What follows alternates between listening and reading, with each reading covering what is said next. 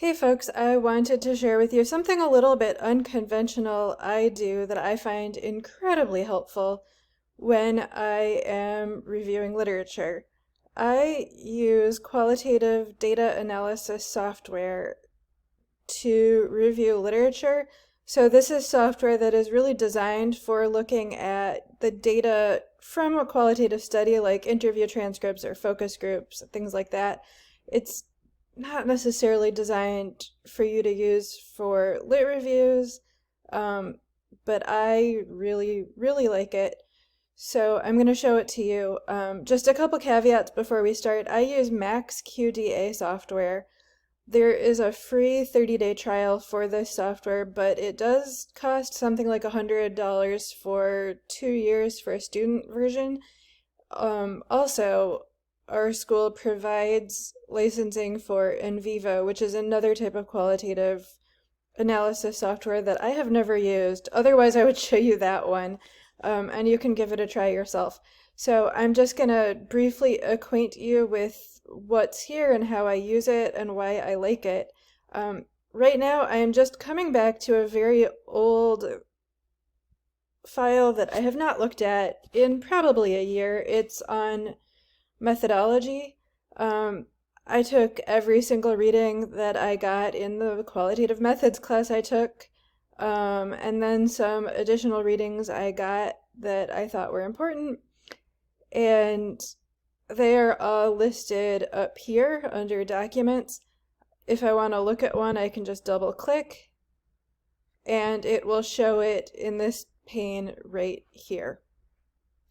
One downside of the software, a thing that drives me kind of nuts actually, is that there's only one level of folder that nests here, so I can't have multiple levels of folders. I can open and close folders like that, which is cool. But so there's kind of limited ability to organize all of your readings.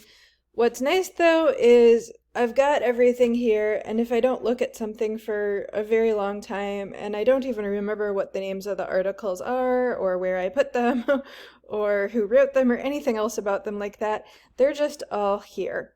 The other thing that I really like about it is often when I'm reading, let's say 30, 40, 50, 100 articles for something, I forget which article says what. I mean, I just can't remember, and at first I was trying to keep notes on like Microsoft Word. Eventually I moved to Excel, which was better, but this is just much, much, much easier. If I remember I read something about the double hermeneutic and I cannot remember where, I go over here to where I coded something as double hermeneutic. I double click. Aha, it was in the Steinmetz article. That's nice. A single click here brings up the actual text. But it also opens up that document and takes me to the exact segment that I coded that way. So now I can find that one random bit that I'm looking for without having to do all of the searching. So for me, this is huge. This was a game changer. One thing that was really holding me up previously when I was trying to just take notes in Word documents is that I was so frantic and anxious that I was going to forget what I read in an article that I was literally pasting entire pages of articles into my Word document just out of like this fear that I would lose them and not be able to find them again. And MAXQDA really resolved that anxiety because now I know that I just code it as whatever it is, and then it's there for me. So this is passages about the difference between social sciences and natural sciences. And I can just kind of, if I remember I read something on it and I probably coded it, I can just kind of flip through the different passages and see which one I'm looking for, and then I can go to that part of the text and actually just read that page.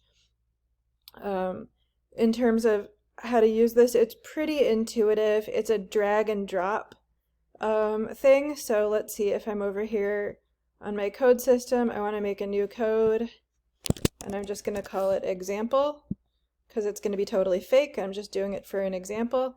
Then I find some text here that I want to highlight. and I want to code this to my new code of example, and there, as an example of coding, I just coded that as example. If I were to double click here, now I can find it. And I'll just delete that. So there's another way to do things. Let me see if I can find it. Oops. Okay, so if we're looking over here, if I were to try to highlight text, it's not going to highlight because this is just, it's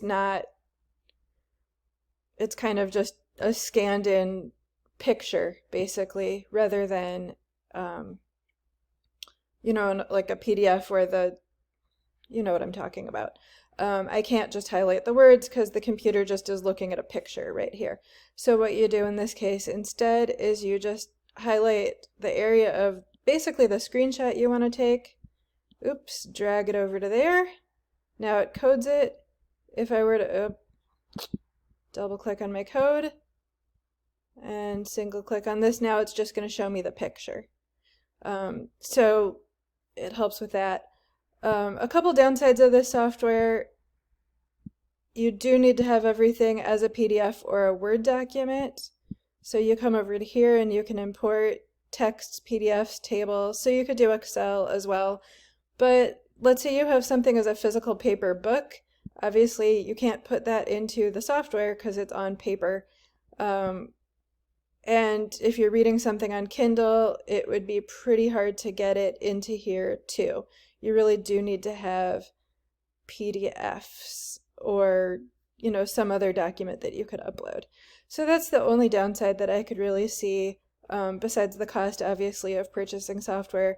But for me, this utterly revolutionized my ability to read and just sift through a large amount of literature and then even be able to come back to it multiple years later and pretty much pick up right where I left off. It's been incredibly useful.